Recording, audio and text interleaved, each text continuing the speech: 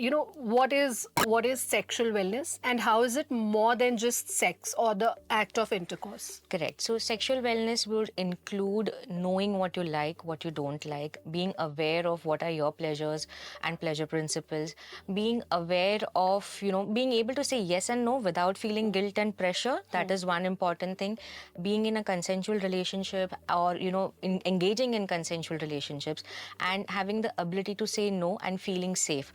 So, all of these are embodied when we talk about sexual wellness. It also includes, precautions and safeties from sexually transmitted infections, unwanted pregnancies. For women, it's a much more bigger basket. Yeah. For men, it also includes, like we were discussing, that it's not just about stamina. So knowing the techniques, knowing that how you need to pleasure your partner and feel pleasured yourself. All of these need to kind of, be a part of sexual wellness and not just the act of intercourse.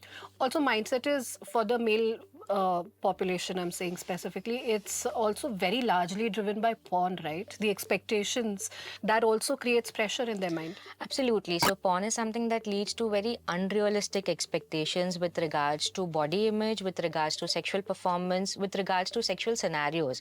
So if you see, like, they are very unlikely scenarios, right? A plumber comes to your house and then you start engaging in sexual intercourse. So if you're setting these kind of examples for youngsters that this is how sex happens, then it's a very wrong idea, I would believe, right? So you need to understand that consuming porn is okay for pleasure, for arousal, but or as a foreplay activity, but you need to understand that those are not realistic scenarios. That's not how it happens in real life, especially with regards to body image issues and sexual performances. 94.3 Radio 1.